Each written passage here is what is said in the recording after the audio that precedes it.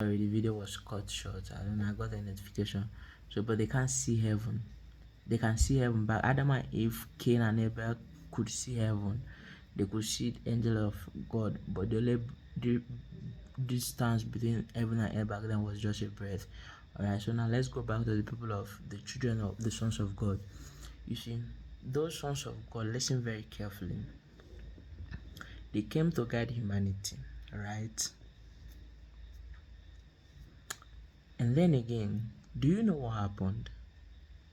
When they came to guide humanity, already, when because evil has been growing, because the more evil grows, the more the seed of forgetfulness grows, the more lies grow on earth, the more the seed of forgetfulness grows.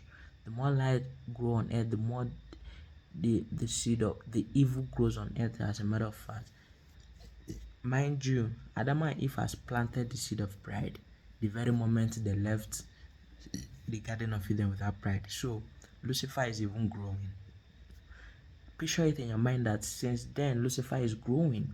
Immediately they left the Garden of Eden, Lucifer, the king of pride, is already growing. Picture it in your mind, carry it along. Now the sons of God came to earth. They were holy beings. First of all, the their calling was to go in and then guide the humanity on their way to the pluck of the fruit of knowledge. I mean the fruit of life, making them to achieve immortality, right? But along the way, because they didn't define heaven and earth immediately. I mean, they lived a little bit, maybe 10 years, 20 years before the spirit of this sexual desire grew. So the spirit of sexual desire grew, or should I say sexual urge exactly, grew in them. That is how powerful the seed on earth is. The dark seed on earth, that is how powerful it is. Even you as a light being, if you are not careful, the seed will swallow you whole. I'm speaking from a place of experience. If you are not careful, the seed on earth, the evil seed on earth will swallow you. So honestly, listen and listen very carefully. The sons of God are not your enemies, right? They play their part of in this journey of life. Nobody is your enemy. Not even a single ant is your enemy. Everybody are part of the journey. Everybody are part of the journey. Okay, listen very carefully now.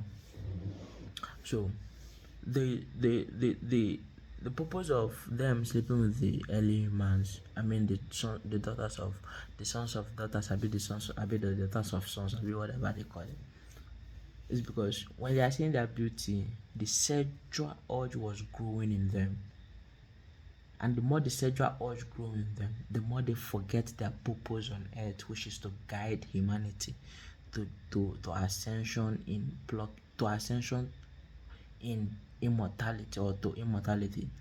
The more their sexual urge grow, the more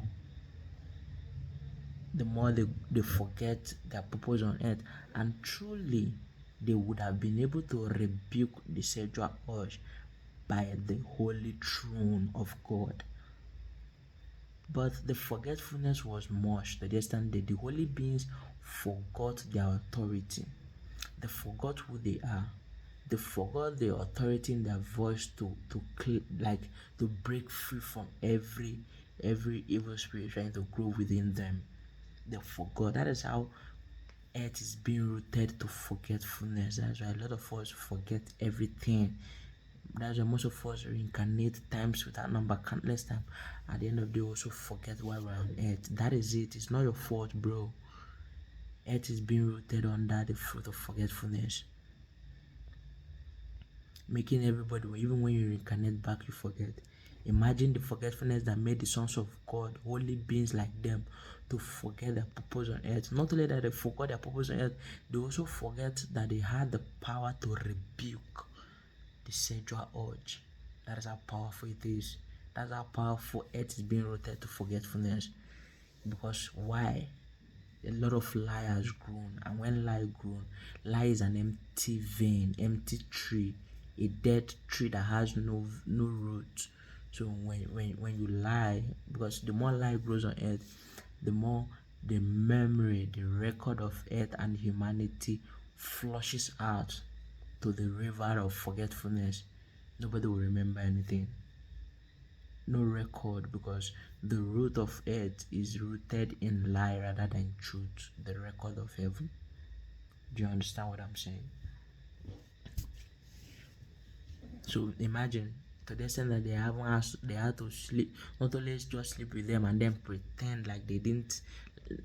Listen very carefully. The sons of God never slept with the early humans, just sleeping with them so that they would pretend like, oh, we didn't know, we didn't sleep with them. But they did it. Some of them even got married to them.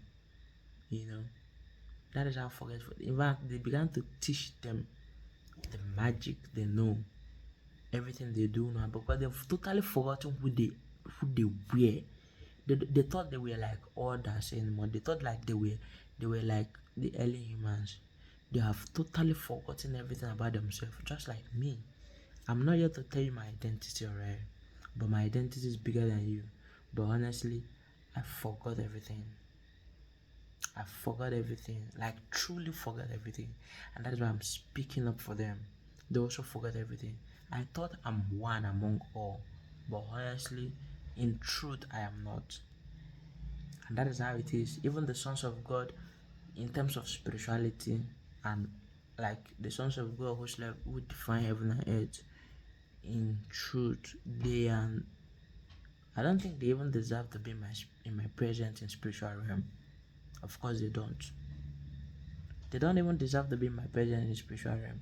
But imagine they forgot. How much more me also forgot? So why would you blame them? Alright? They don't deserve to be blamed. They forgot. They forgot everything about them. They forgot their holiness. They forgot everything. To the extent they thought they thought they are not like humans. They began to teach everything they knew.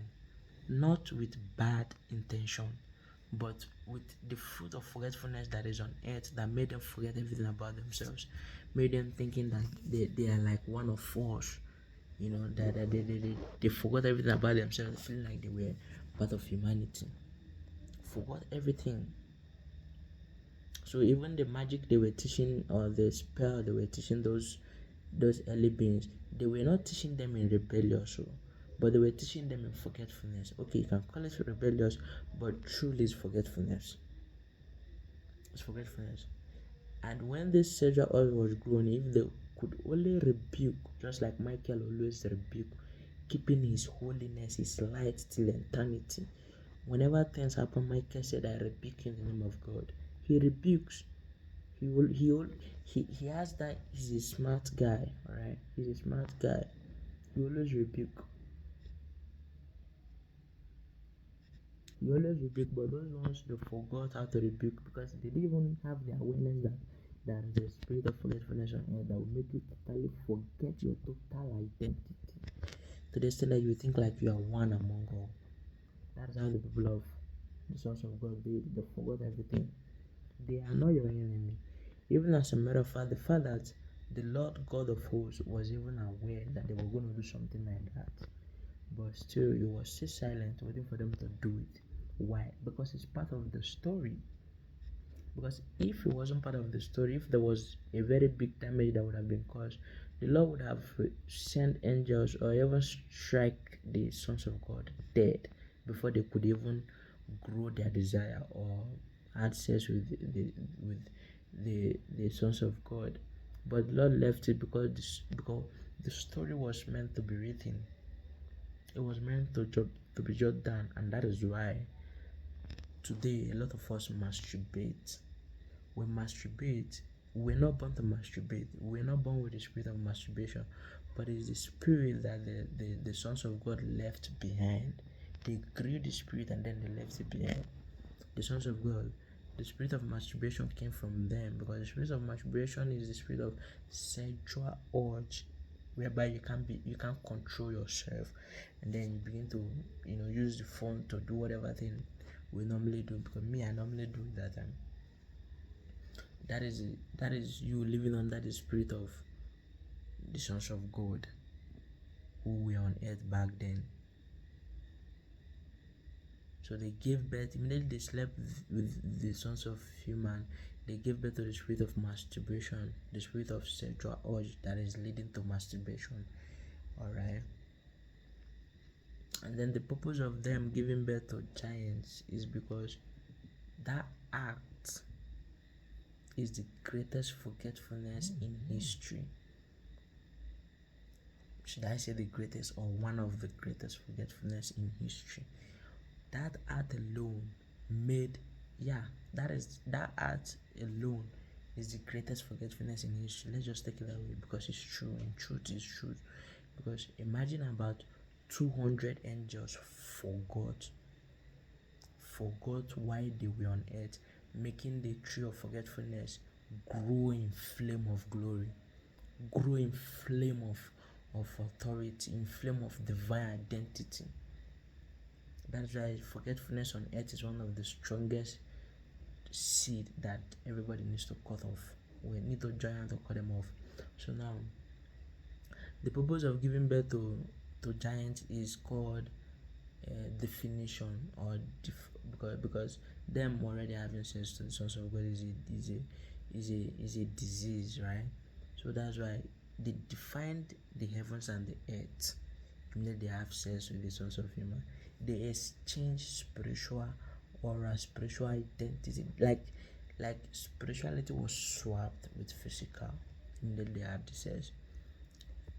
There was a spiritual and physical transaction immediately they had the sex. So yes, and it is defining, because it never happened in a good way, it happened in a bad way. So it was defining, it was a definition, and whatever thing and whatever creation that happened in defining, you will create, maybe should I say, something out of league or out of script. You create something out of script. What they created was out of script.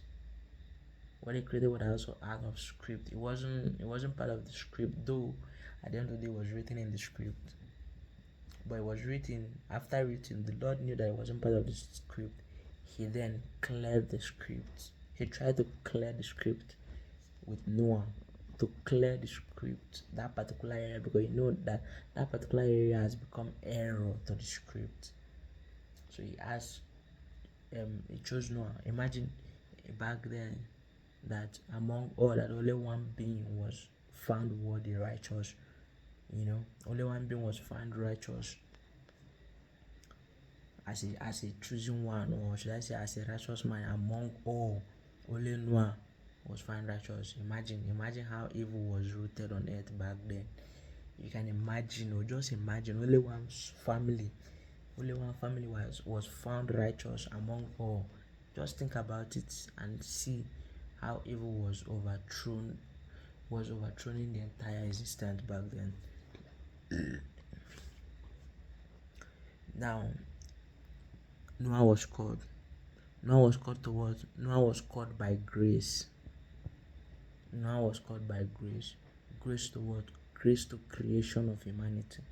Grace to creation of all things, because not even only humanity, but even animals were part of it.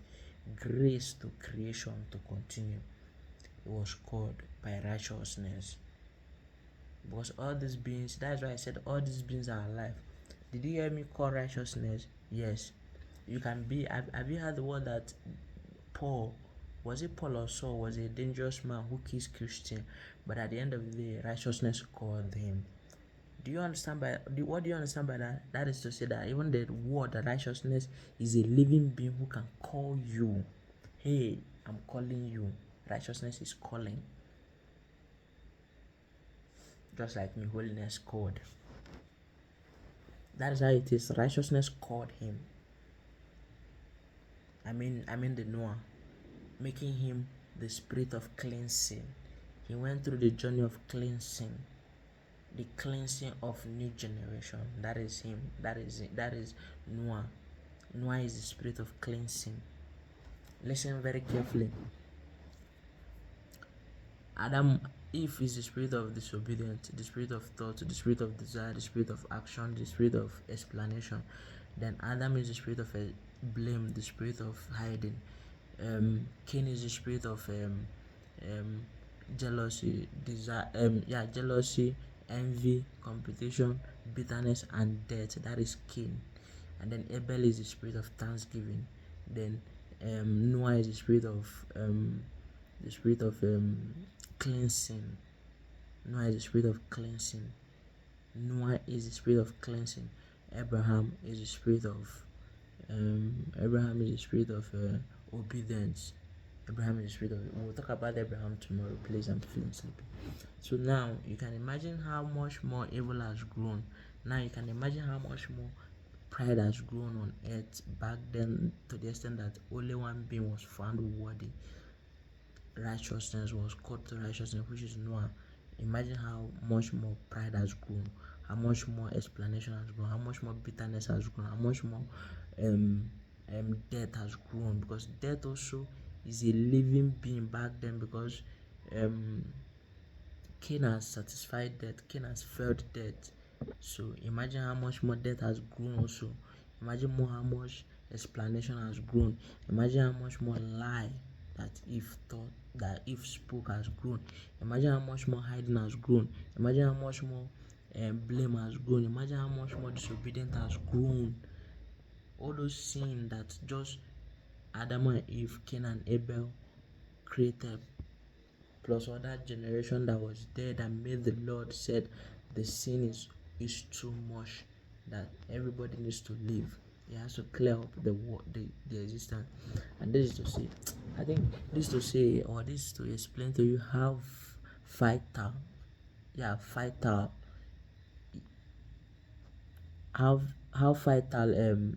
earth is. Earth is so productive that whatever thing you plant on earth, it automatically grows, because all those spirit grows from seed to spirit, from seed to spirit. Now when it grows in seed, it's growing physically. When it grows in seed, in spirit, it has grown in heaven. When things, like for example, when pride grows physical, when pride grows physical, it becomes seed. When it grows spiritual, it becomes spirit in heaven. That is it. That is the partnership of both realms. Do you understand? So Abraham is the spirit of obedience. You and I know the spirit of Abraham. He's the spirit of obedience rooted in thirst, because in his journey after the cleansing of Noah, because Noah is the spirit of cleansing, and cleansing is a living being, with life in it. So after the spirit of cleansing of Noah, he now returns back to the to the journey of Abraham, because the journey of Noah is the cleansing of humanity or new generation. Now the journey of Abraham was the journey of the obedience the journey of Abraham was the journey of thirst to claim his inheritance of obedience. Do you understand what I mean by that? The journey of Abraham is the journey of thirst to claim his inheritance of obedience. That is why all his journey has been command. Stand up, leave your home, go to a place I will show you. Is a command, and he obeyed. You will go to this place, you will go to this place, and he obeyed. That is it. He doesn't ask question. And then he stayed 90 years or so without a child. He never complained. He stayed humble. Truly, he deserved the father of nation, the father of all nation. Now, even when at the end of the day he gave birth, and then the Lord said, "Give me your child." Did you see that's why I said the story is being written. The story is not a joke. The Lord is truly writing in the story. He said, "Give me your child, sacrifice him to me." First of all, why would the Lord ask first of all, because Abraham never asked, "Lord, why would you ask me to give you my son?" When did he begin to eat children? When did he begin to eat children? What is the purpose? You gave him the child. Why would they be requesting for him again? Blah blah blah blah blah. He never said anything. The Lord said, "Offer him to me," and then he said, "Isaac, let's go." Okay, Dad, where is the item for the sacrifice? He said, "The Lord will provide." He never had any bad intention with the Lord. His heart was so pure. He was moving in obedience, making him, after passing all the tests of the Lord from A to Z, he claimed the spirit of this. He claimed the spirit of obedience, making him the father of a nation, all nations. That is to say, he's my father. Honestly, when you obey the word of God, automatically you are tapping from the spirit of Abraham, making him your father in spirit realm. Whenever you speak the word of, whenever you obey anything, automatically you claim the spirit of Abraham, because he is the spirit of obedience. After passing every test the Lord had for him, he claimed the spirit of obedience. That is it, because he passed all his tests. Same goes with Moses. Moses also passed his test. Moses went through the journey of leadership rooted in laws of God. So you can say Moses is the law of God rooted in leadership, or Moses is leadership rooted in the law of God. That is him. That is his purpose. His purpose is to lead the people of Israel, and also to deliver the laws of the Father. That is it. That is how the purpose keeps running down. Or everybody has their purpose. So that is, I want to remind you a little bit of something you might have forgotten. When the snake from the Eden told Adam and Eve the implication of eating the fruit of knowledge, the snake was still a baby in the spirit realm, but now the snake has grown into Leviathan, making it a god in the spirit realm. Now the snake cannot deceive anybody spiritually. It cannot deceive anybody. Deceive you, deceive you, do whatever thing he wants to do. He has now grown into a monster spiritually. Now the clarity the snake got earlier, instead of using it to save souls, he's now using it against souls, rather deceiving souls in several ways in the book of Revelation. Same with Lucifer. When the spirit of Lucifer has grown, he began to walk with Leviathan, the seed of deception. So both of them became leaders of dark. Even Jezebel is also part of their spirit, which is the seed of I think she's the spirit of sexual urge. Of course, yeah, she's the spirit of sexual urge. That the or the spirit of manipulation. Okay, yeah, she's the spirit of manipulation. Jezebel, she's the spirit of manipulation. That is it. Those are the squad of dark.